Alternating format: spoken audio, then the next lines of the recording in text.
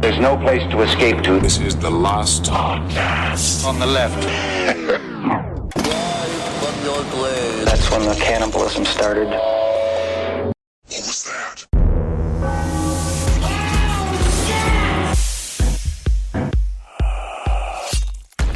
Eddie, I'm scared today. Why are you scared? Because I'm afraid that we won't live up to the potential of the moment. I know. You know? I agree with that. Like, you remember when Tiger Woods, he got in that car accident? Well, it was late. I know. I think he was inebriated, but I don't know for sure. He was focusing on his recoup, Yes. which is what distracted him from driving. That's what I'm afraid of. You were driving like a maniac this morning. I'm in a cutting phase. So I'm actually, the problem is the creatine makes me aggressive. But today we have something extremely special for you. Happy Halloween. It's a very special, unique, we've never done this before. It's just a one-off interview with an actor that fascinates. Someone that brings something extra to the table, as it were. Mm-hmm. And we're excited to have this person. We're not being paid. No. To push this. Oh, he's gone. And we lost him. No, well. Oh, we can still he's hear there. him. All right, well, that's fine. We'll keep going. That's fine. Oh, man. I love just how it's spooky even talking to you over Zoom. We can't even really, just to even bring the audience in, we had a little bit of a technical kerfluffle, but it's still frightening.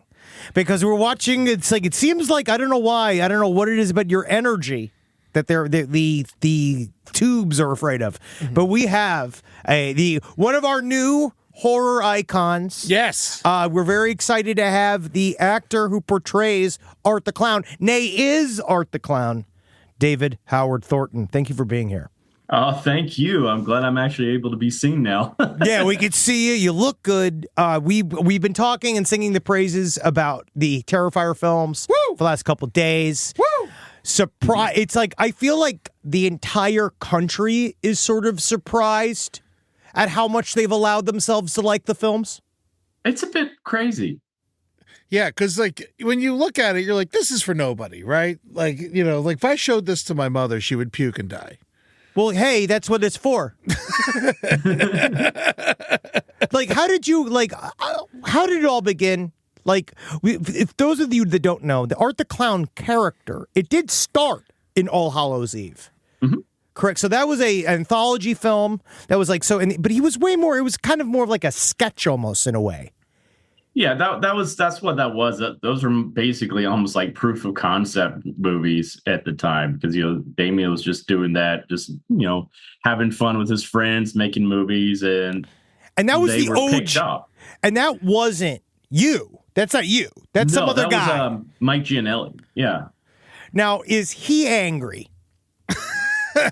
Not that I know of. I mean, we met last year. Finally, got to do some cons together and everything like that. So he seems to be happy. He's a dad now, so he's got 2 little ones. So he's got his hands full. So I think he's, you know, well distracted. That's actually. Do you think him being Art the Clown was actually making him infertile? Oh no! I hope that's not the case with me. Now, so did you audition to be in Terrifier? I did, yes. They put a notice up on Actors Access when I was living in New York, and I just went in and did that. My agent even fought me on it. She saw no value in it because she's like, "Oh, it's an independent, low budget horror film. It'll never get you anywhere." And I was like, "Well, I wanted experience doing work on film because I had always just done stage work and voiceover work, and I kept on just bugging her to submit me, and then I'm no longer with that agent. Yeah, man. See, they're always wrong. They're always, every story is like this. They're all like, they always said The Simpsons would never work. You know, like, they never, all that shit. So before you auditioned, because it's like, it says here that you were also you were in the Grinch musical? I was, yes. I understudied the Grinch, who was Stephen Carl. He was Robbie Rotten from Lazy Town. And I also played Grandpa Who. Oh, wow. Was that with the full face? Was that also, like, have you always been doing prosthetics? Yeah, pretty much. Ever since I was like a teenager doing children's theater, I was doing prosthetic work and like crazy makeup and stuff like that. So I'm pretty used to it. They actually asked me that when I was auditioning for Terrifier if I was used to prosthetics or a lot of makeup. I'm like, oh yeah. Are you trained as a clown? No, I didn't even go to school for acting. I just my classroom was always the stage and just watching like better actors and just learning from them and adapting. Amen. Now, so you get into the Terrifier films. Like, I personally, I feel like some people call them, the first one is probably the closest to a straight up torture porn versus any of the rest of them. Now, like, when you're preparing for something like this, like in terms of the amount of like what the grisly stuff that you have to do, like I know that like on a set, it's not that emotional because everybody's having a blast. Everybody's laughing and having a good time. So like, what do you do to prepare to essentially do wanton violence? Nothing. Yeah. I don't know what that says about me. I just go in there and just do my thing. I mean, they have given me some like instruction on set, how to do certain things with certain weapons and stuff like that. So, like on part 3, I got on the set training on the proper way to actually swing an axe at object, I guess you could say. Yes. Well, because you could tell you really, and this is not, you progress in the fleshing out of the character of Art the Clown so successfully through 2 and 3, which is like, I actually thought it was very interesting. You can kind of see you get more comfortable as you go. Like, is it because of Damien Leone or like is it on yourself? Like, do you feel like when you are that style of character? I did a full thing on Adult Swim where I was fully body painted for many years. And on some level, when you're in that amount of makeup, sometimes I feel that a director, as much as I love Dave Willis, he's like a friend of mine, you know what I mean? Like, we're close. At what point I was like, am I a prop? Like, am I like literally a piece of costuming, or is there a man in here? Like, do you? God.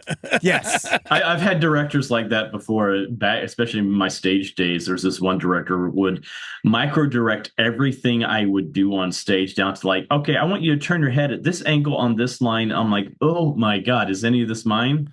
It's like, or am I just a puppet here for you? But I mean, Damien is completely opposite. He's very actor friendly director. He's willing to hear ideas and like I would say more. He directs me more on like the killing in the horror aspects, everything when it comes to like more of the comedic bits. He'll give me some ideas sometimes, but most of the time he's just like, just go play. We'll see what we come up with. It's like the entire like bar scene. He basically let Howard, Brad Stryker, Danny Roebuck, and I just play for like 2 or 3 days on set, and that was just fun. It was crazy because in Terrifier 3, it's like each scene is a different genre of horror movie.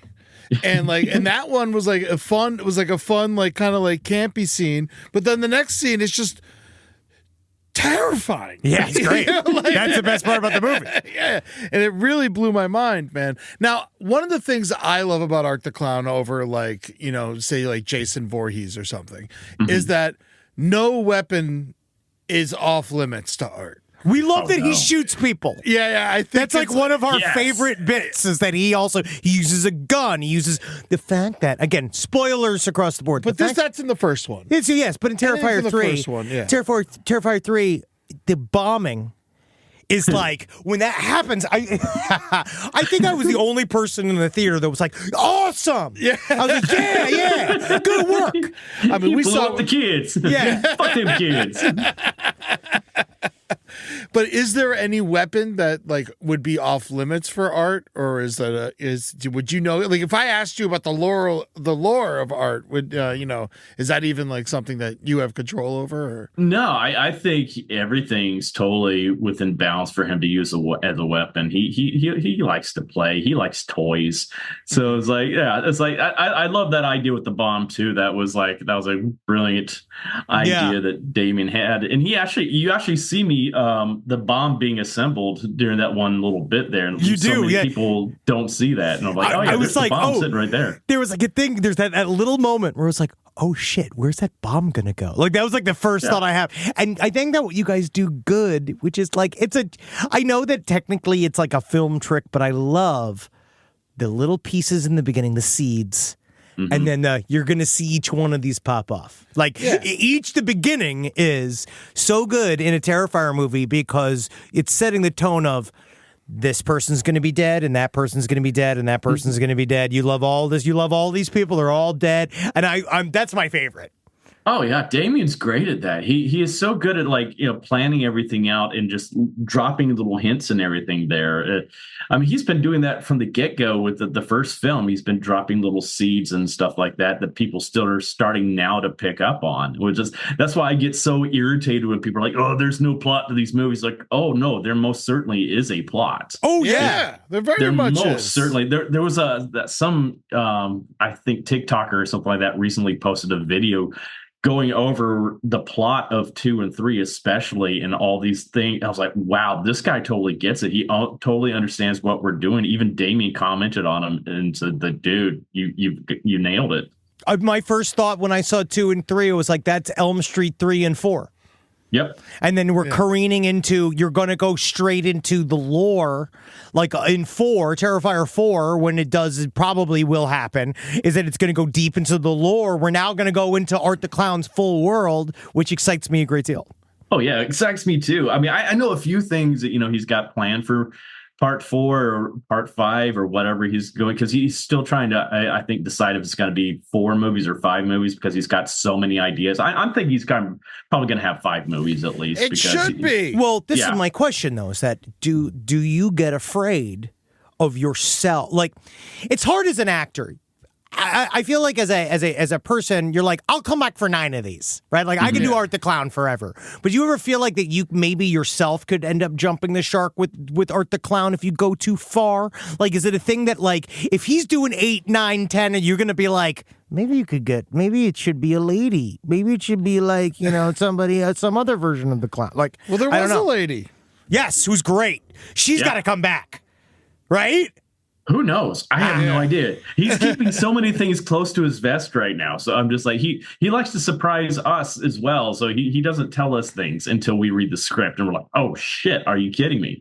So I have no idea. But to answer the question, I totally get afraid of that. I'm totally afraid of going too campy with things, and because I don't want him just to be just how Freddy became later on after Wes Craven lost control of the character. We literally were talking about this right before you came on. Yeah, it's the touch. Because the key is the touch. I've always loved, again, Freddy Krueger's probably my favorite icon because he's funny. Yeah. But you know that the movies aren't as good. It's like this double-edged sword where the movie is not as good. Yeah. You know that the later Elm Streets are not as good, but I'm like, just put Robert Englund into my veins. It doesn't even really matter. Yeah. But that's definitely something we've been very conscientious of since the very first Terrifier film. We're always trying to walk that line of going too campy with the comedy in this. And we do film some scenes where I do a lot more comedic takes on it, and then we're like, okay, that's just too far. But like, we have it there just in case, because you never know, you might find something from it you can use. I look at like the torture scene in the first film where I've got Tara tied up to the chair. I did a whole bunch of takes with different weapons coming out, and I was doing comedic routines with them. There was like this one thing that I had a club with a big huge spike on it, and I did the whole fake golfing bit from like Johnny Carson or something like it was just like But he is a clown. He's supposed to. This is his act. He is. There's an audience of one, and it's Art the Clown. He's obviously having a very good time. Exactly, and that's the thing. We have to still acknowledge that he is a clown, so he is having fun, but we don't want to go too cartoonish, campy with it all. We don't want to totally jump that kind of shark. We still need to keep it in that realm of believability and horror as well. Can I also ask, becoming now, getting this much attention as a scary person, like, do you think that the people that follow you, your fans, do you think that quality has also changed? Because it's like, I do find that there are people that, like, when you're in a darker aspect of entertainment, that there are people that sort of maybe connect with the wrong thing a little bit about what it is that you're doing, and you have to deal with like scary people. Yeah, there might be a few of those people out there and stuff like that, but it's few and far between. I've found like horror fans in general are, by the vast majority, are just the coolest, sweetest, kindest people to ever meet. It's actually, I think, some of the other people that kind of scare me more. Yeah, in real life. Yeah, like comedy fans. Yeah. Yeah. Are there any clowns that you would like study to get mannerisms, or is this all just like you? Oh yeah, definitely so. I mean, I grew up watching a lot of the great silent comedians and clowns. I mean, I was watching like, Marx Brothers and Charlie Chaplin and even like Emmett Kelly Jr. and Emmett Kelly and Mr. Bean was a huge influence on me as well. Marcel Marceau, Peter Sellers, Don Knotts. I could just go on and on, list all these, Jim Carrey. Just on and on and on. Actually, Stefan, who I understudied for Grinch, he was professionally trained in clowning in mime work. So I took a lot of what I learned from Stefan and put it into art. You can actually watch videos of Robbie Rotten and compare them to Art the Clown, and you'll see probably a lot of similarities with mannerisms. That's really interesting. Awesome. Now, is there any music that like you would listen to kind of like get in the mood? Just like, do you like play circus music or something before you get out there? Or? No, not really. I mean, not for myself, but like a lot of the times in the chair when Damien, especially in parts 1 and 2, when Damien was doing my makeup, he was listening to a lot of yacht rock. Yeah, sure. Yeah, that's what I think is so funny. People probably think Damien's like this hardcore badass listening to heavy metal all the time. No, man, he grooves to yacht rock. He loves yacht rock and 80s music. We will drive, like when we're going to set something like 2-hour, 3-hour drive sometimes upstate. We would just be sitting there listening to like yacht rock and 80s music the whole entire time, just grooving out. That's just how we are. But like for myself, though, I will sometimes just, for shits and giggles, put on something. I sometimes would like to put on like the song, Danny Elfman's song from the first Batman movie with the Joker's like Waltz to the Death. Oh yeah, I think that's just always just puts me in that little wacky, little mischievous, evil clown type of mode. So sometimes I would just think that in my head if I have to go a little bit nuts, I guess you could say. Yeah. In the scene. Do you feel like now that the movie got, like, Terrifier 3 probably got the biggest, like, budget, the most legit budget. How is it going from being driven by the director to set, who would do the makeup, and then you'd shoot, obviously, probably like the most shoestring crew possible like an actual, movie set? Like, how, like, is there anything you miss, or is there anything, what's better? Oh, we still had a lot of the old school feel to it all, because we weren't a full on like traditional movie set where we didn't have the honey wagons or anything like that. So it wasn't a huge leap, but it was, we did have, a makeup team that came in this time. And so that was definitely a nice thing to have there, because it allowed Damien more freedom too, because he wasn't having to stop my making and go on to set and do stuff and come back and do my makeup more and stuff. So that was nicer in that way. But yeah, we're still not like what you traditionally see here in Hollywood on a set. So we were still had that independent feel to a lot of things. Because they changed the makeup too, right? Didn't they do a thing? Because it used to be sort of different separate pieces, and then they just made it a whole mask for you, essentially? No, it was always a one whole mask, but the original mask wasn't even molded to my face. It was Mike Gianelli's original mold. Yes. And so it didn't fully fit my face. Damien always had to manipulate it so it would fit my face.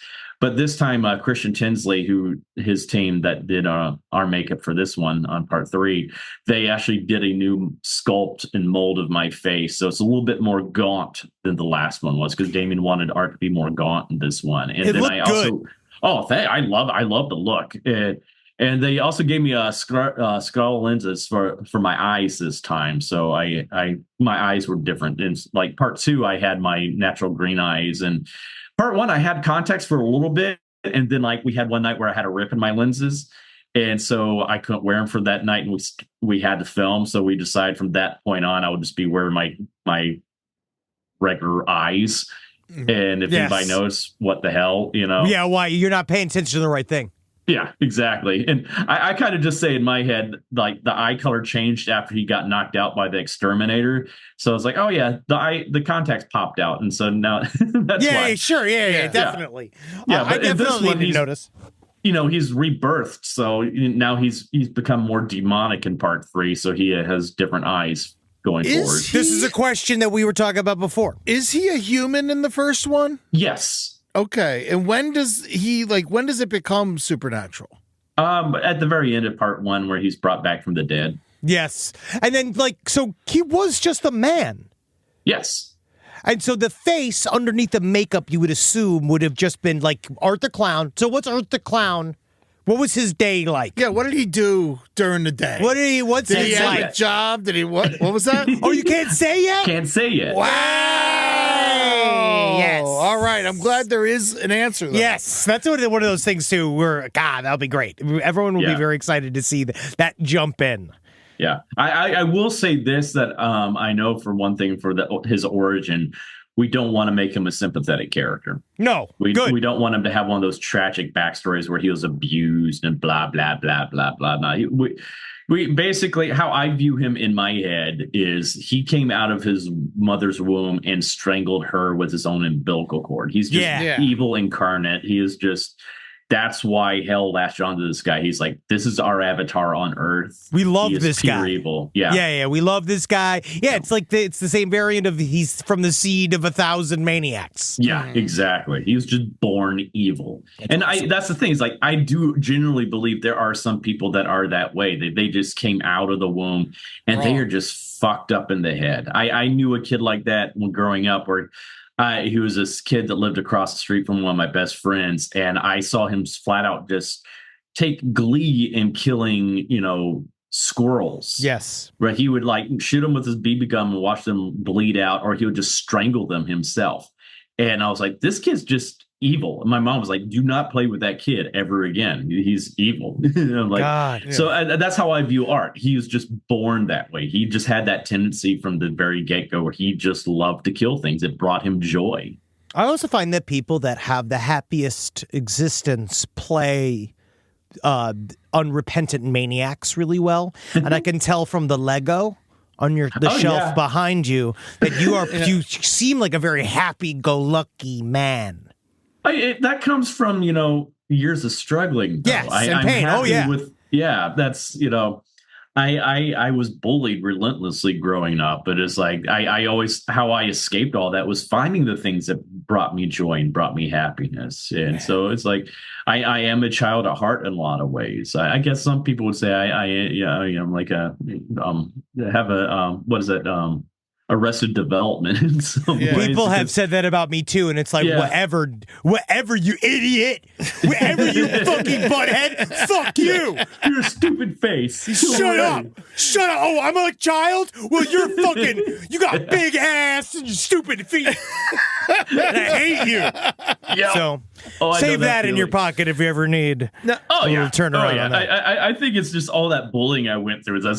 It's like I think I've been able to channel a lot of that on set. I mean, there are even times on set where I'm just not fully giving them what they need for an attack or something like that, and they'll just go, "Hey, Dave, just pretend it's this certain person and go." And I'm like, "Ah!" Yeah. They're like, "Oh shit, Dave, where'd that come from?" It's like repressed rage. Do you remember how much you hate Rachel Ray? Imagine this is Rachel Ray. Exactly. Now, earlier you were saying how sometimes you like to put on the song from the first Batman movie where Joker did. Now, I've heard a rumor that you are gunning to play the Joker at some point. Is this true? I am. That's like no pun intended. Totally gunning. James Gunning for it. Yes. I want that role so badly. I'm like, that's my dream role. That is a character I have wanted to play fully. I played him on a YouTube series like 9-10 years ago, and that was a lot of fun, and I got a good taste of playing the character. And I really want to play him in a more official capacity, and because I love the character so much, and I'm so freaking tired of seeing Hollywood bastardizing this character. Yeah, I miss Cesar Romero Joker. Yes, yeah. I miss over the top, ridiculous Joker. Well, Yes, I would and say you can do that and be sadistic and evil and scary at the same time. And Look at what Mark Hamill version, did. Mark Yes. Hamill revolutionized Exactly. that angle of Joker. Exactly. That's why Mark is my favorite version of Joker, because like he truly understands that character. You could tell he did his research. And especially you look at the especially the 80s, 90s version of Joker, that's when he got a lot darker. Yeah. And actually the very first version of Joker was very dark too. He was a homicidal maniac then too. And it was because, back in the mid 1900s, that's when they were like, oh, we got to be a lot more, wholesome and friendly. So they made it more campy then. But it's like, I want to return more to like that Alan Moore era of that kind of dark Joker, killing joke. Have you ever thought about it? Let me pitch this to you. All right. You do a thing where your movie is everybody's calling you the Joker, but it's revealed that it's a musical in a courtroom. Listen. It's a musical in a courtroom. And you've never been the Joker at all. And the only time that you ever even admit to not being Joker is after you've been group sexually assaulted by a bunch of jailers. So what do you think? Is that something you'd be interested in? No. Man, isn't it crazy that you, as Art the Clown, defeated the Joker this year? It is. That's the only thing I want to remind you, dude. Is that technically you won. Technically, you beat the Joker. That's insane when you think about it. And what's even crazier about it, it was Art the Clown versus Arthur the Clown. Yes. Wow. Yeah, I didn't even think about it. Yeah, it was Arthur too. Which was insane. It's just like, but he was never a clown. Yeah. Well, kind of. He was a street clown. He was sort of. He's a street clown. Yeah, I guess he does. Yeah, I guess in the end, if you call yourself one, then you are one. So how else has your life kind of changed? Or is it just like, I guess people say shit like this. I know that I'm certain that the money's just rolling in. It's not really rolling. It's starting to. It's going to, it's though, a nice man. trickle, which I'm okay with, because I spent 13 years of my life basically struggling to make ends meet, waiting tables in New York City. So it's man, I hear you. Village Poorhouse over here. Yeah. Where'd you work? Oh, God, so many different restaurants. I started off working at Bubba Gump Shrimp Company in Times Square. Oh, you poor bastard. Holy no wonder you killed Fourth ring of hell. Yeah. Jesus Christ. That place is awful. Oh, the stories I could tell you about that place. You could probably base Art the Clowns off of 5 people you could meet at that Bubba Gump. Oh, yeah, my just God. doing a shift there one night. As art would be amazing. Oh, my God. It was horrible. Can I also ask you, this is one of those very kind of practical setty things. What do you do? Kate Corcoran is a friend of ours. In her now very famous scene in Terrifier, in terms of the Horrifier films, she's hung upside down, completely naked, and you cut her through her cooter, through her snooter. And she knows that is in there. That's Lex. That's to the snooter. That's full lore. See, I call that the up at the crack of dawn scene. Yes, of course. When you're hanging out on set, I did it. I've done a couple of movies with nudity, but it's what do you do between set? Is it one of those where obviously you're trying to get this wrapped, right? Right, it's because she is physically hanging upside down, And correct? she's a wonderful lady. Oh, she's the sweet. God, I love She's only doing it because she's so nice. She's only doing it because she's so amazing. happy. Yes, She and is she's amazing. so down for it. But what's the mid? How? Do you feel was that Damien's kind of role to comfort her, make sure things were moving along? Do you feel in those functions, are you kind of just trying to stay out of it and get it done as quickly as possible? Or are you joking around? How do you handle that? That night I was not joking around at all, because that was very dangerous what we were doing with her too. And it was freezing cold, and there was 20 degrees. Always. Oh my God. So that was miserable for her. So I was more concerned about just trying to make her feel as comfortable as possible.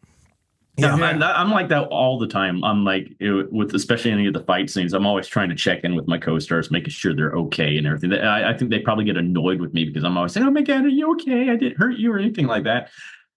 But like, especially when it has to do with nudity or anything like that, I try to be as respectful as possible. I'm like, it's just because that's something it's a very personal thing. It's very invasive to be exposed in such a manner, and I try to. I was raised to be a gentleman in that way by my father, especially. And so I'm like, I try not even to look at what's going on. I'm just kind of like, okay, I'm going to like look over here because it just feels wrong. Well, you also, the best part is that, as a fellow bashful man, when you're in character, it's better because then it's like, I'm Art the Clown. I can sit here. I can I'm much scarier because that's what's interesting too. You think I don't want to look at these naked ladies. Everybody's staring at you. Yeah. They're looking at the evil clown. And I think you not wanting to look is also terrifying. Yeah. Art the Clown acting bashful is almost even scary. I am really, I become like that vulture from Looney Tunes. No. Because that's just how I was raised. I'm like, okay, someone's in a state of, because that's also how I was just doing community theater. Sometimes people would have to make a costume change right on the side of the stage because it was a quick turnaround, and you just had to okay, that's going on. I'm going to be respectful and look down or something like that. And I'll always remember in junior high school when I had to choose between drama and hockey, and I remember talking to the dudes in the hockey team, being like, that there's naked women over in drama. Yes. Yeah. Like here, I'm just surrounded by all these naked sets dudes. of balls. A sausage fest. Yeah. I was like, I want to go there. And they all thought I was crazy. They thought I was homosexual. But I said I got no. that too. Yeah. And I was just like, no, sirs. I am more than just one. I am all. Oh man! So you're obviously, this is Halloween. You're in your busy season. The movie just came out. This is also a straight up Christmas movie. Yeah, you're gonna have to promo this again. You're gonna have to go through all of this again, and then it's gonna be. But the thing is, we were talking about with the budget and all that or whatever. Forever, people are going to be watching Terrifier 3 over Christmas. I can't wait. It's going to be great. I once interviewed Macaulay Culkin. He says he gets $1 million every year from Home Alone every Christmas. Oh, and God, so, I wish that would happen with me. That would be amazing. I'm saying probably like 60,000. I'll take that. Hey, I do Lego sets. Hey, absolutely. They get more expensive each time. Do you have a family? I have a dad and a sister back home. No, in Alabama. I mean, I know you come from humans, but I didn't know if you have kids. No, I haven't gotten lucky enough to find a lady to settle down with yet. It's just I've been you hear too that? busy. Yeah, ladies. Hey, come on down. Art the Clown is single. He doesn't know yet how to make sweet love. Someone's gonna have to teach him. I definitely do want to get married and have kids. I'm actually at that phase of my life now where I definitely do want to settle down and do that, because for years I was working just so I could live comfortably so I can have a family, because waiting tables in New York City, there's no way I was going to be able to support a family and kids with it's a nightmare. Just bring them to work. And you're getting ready for it because you're making a children's movie. You're playing Mickey Mouse. Exactly. Okay, I want to know.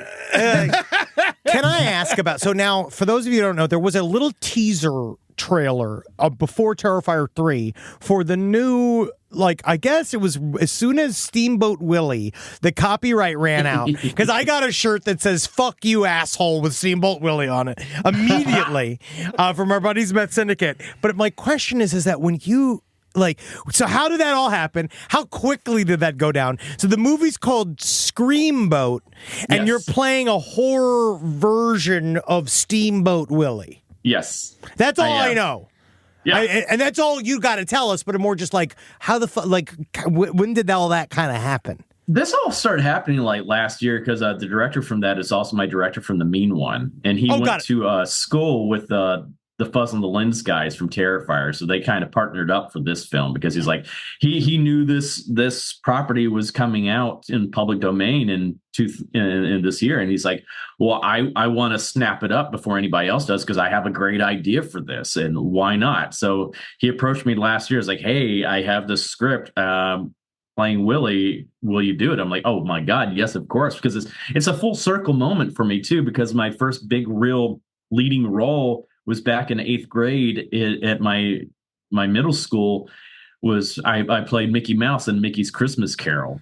Oh my and gosh. That was the show that made me decide that I wanted to do theater more because so I liked funny. making people laugh and everything like that. So it's a full circle moment. So I'm like, I have to do this. There's no way I'm not doing this. So that's what we did, and we're like, okay, let's start filming it. Let's do it. And yeah, it's a lot of fun. I just did ADR for it last week, so that was a lot of fun for me. A lot of whistling. I can't wait. I can't wait to see it. It'll be like anything. Oh, it's insane. Anything that fucks with Mickey, I'm happy with. It is such a horror comedy. We're really leaning into the campy horror, like comedy type of vibe for this. We're not trying to go full Terrifier, just trying to be dark and scary. We're like, oh no, we know what we are. We're having fun with it, and there's so many Disney jokes in there. It's a big, huge love letter to Disney and Disney fans. So I think the Disney fans will have so much fun with this movie. That sounds great. It also has one of my Terrifier co-stars in it, Kaylee Hyman. Oh, great! Oh, nice. So she's in it too. She's hysterical. God, I can't wait for this. Now that we're going to be wrapping up here, I just want to leave the audience with, were you a horror movie guy really before all this? I was a little bit. I was more of a comedy guy, though. I Yeah. was late to horror. I didn't start watching horror until my senior year of high school because my mom was afraid of horror movies and stuff like that. So we just didn't watch them in my family. But I saw Scream 2 in theaters because I couldn't chicken out in front of this girl I had a crush on in a show, and they all went to go see it. So I'm like, okay, I'm going to go. And I had a blast, and was like, I love horror, but I never thought I would be doing this, though. I was always a comedy guy. I wanted to do comedy and Broadway and like voiceovers for cartoons, and that's what I was doing a lot of that before I took on Terrifier. I was doing a lot of voiceover work for children's shows. Dude, it's kind of funny what doors open. And what leads you. Yeah. This business is very strange. And I do think it's like, I wish that in college someone had taught me more about that it's not just be a movie star. Yeah. Is necessarily make it in show business. You know what I mean? Like, you never know where the fuck it is this thing's going to take you.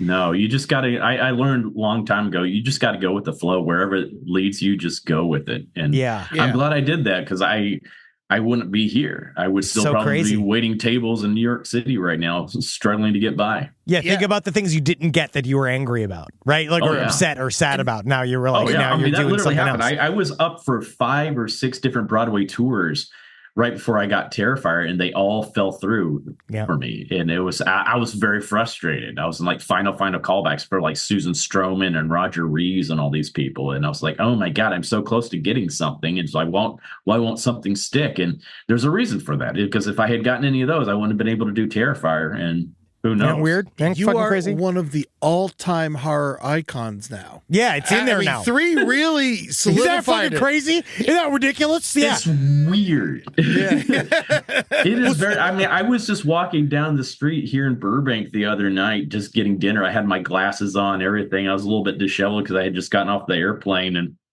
this one woman just recognized me right there on the street and like ran up to me and was like, oh my God, I have to say something to you. And I'm like, I'm amazed you know who I am. Yeah, and so eventually you're gonna get a lot of like, kill me, not coming, kill me, pretend to choke me, pretend to choke me. And Burbank is a horror town. Oh, too. it is very much so. Well, so is there any what's your favorite horror movie? I really love just Wes Craven in general. I'm a big Nightmare on Elm Street fan. I'm also a big Scream fan. I love slashers. That's always been my favorite genre of horror movies, is slashers. I think they're just fun. So for tonight for Halloween, what are you doing? What's your plan? I don't have any plans because I'm going out of town. So for Halloween. You're traveling? Aren't the I am clowns traveling on Halloween. It I'm makes me so upset. disappointed. That's a true spooky professional. Yeah. That's a true spooky professional. It's called a work day. Yeah, It's it a is. work day. It's a It's work the busy day. season, we call it over here. Yeah. It's crazy because everybody's like, "What are you dressing up as?" I'm like, "I'm going as myself because I dress up all year long as other characters." So I was like, hear "I'm you, going man. as myself." You'll have other years where you'll celebrate. Yeah, exactly. Yeah, and then you'll celebrate, and you'll get eventually you're going to be the point when you're doing Terrifier 15, just being like when you're in a full scuba suit and on the water set, you're just going to be like, "This is the last one, all right? I'm not." You're like screaming over a tender green salad, being like, "I'm not doing this again." You know, like just cut to that. Just know. Send up my stunt double. I'm not What the doing hell this I shit gotta today. do? Goddamn Sydney, you tell Sydney Sweeney I'm busy. All right, my dick is empty. Thank you. I can't. I must work. Right now.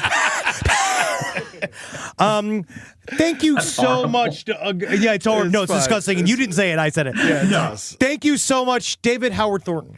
You're Howard the Clown. welcome. This Dude. was lovely, man. Is there anything else you want people to go look for? My there anything other you- film Stream just came out on streaming platforms. It was in theaters a few months ago. It's called Stream. Stream. And Stream it's now streaming. on. Okay. Is it on? Do you know which one? Just any? It's like a I know Prime it's or at least on Amazon Prime right off Got the it. top of my head. So Go yeah. sweet. Nice. Yeah. And go see Screamboat when that comes out. I'm so Yeah. excited for that. And man. more importantly, go see Terrifier 3. Oh, Take your family.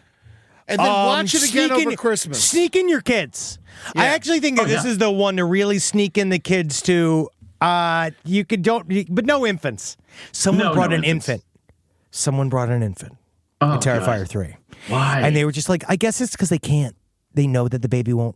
Yeah, they can't No. afford a babysitter, and they have to see Yeah. you kill people. They have to see you kill people. So isn't that great? That's called the It's sticky great. audience. We did a screening this past weekend up in Detroit to a huge giant IMAX theater, and there were children in the audience, and I even called them out. I'm like, "Oh wait, how old are you?" And they're like, "I'm 6." And like, No, "Where's like- your parent?" And it's the like, you mom's gotta over there get like, out. "Hi." Yeah, it's like you I'm gotta like, get "Okay, out. your parents are here. It's fine." Yeah. Terrifier 3. Terrifier's hard to take. Yeah. But hey, I see. Hey, I leave who it up knows? to the parents to decide because Oh, yeah, kids that's can their- handle things. Do whatever I mean, you want. I look at like Chrissy Fox, who's in part 3, her daughter Elle, who I would go to war for. She's 5 years old and she loves horror films. She loves horror films. That's how I And- was. Yeah, And look at It's- me. she's great. She's totally fine. She's the cutest little thing. She travels like we were on a airplane together. I pass her going to the restroom, and Elle just looks up at me and goes, "I'm watching Abigail," and she's holding an art and clown doll in her hand. And Yeah, I'm like, that's amazing. it's the cutest thing. It's like, I love that's this child. perfect. That's perfect. Yeah. Oh man. Dude, thank you so much, man. Happy Halloween. Congratulations, buddy. This is thank fucking you. amazing. You're really taking the world by storm. It's so cool to talk to It's you. a wild ride. I'm just very grateful for it. So I will like, definitely it's- have you back for 4. Oh, definitely. We're Please. definitely coming back for 4 too. Hell yeah, man. Get Oh, up. All right, well, hail Satan and happy Halloween. hail art. The clown and the genre. Yeah, the genre of Yeah, stuff. all of that.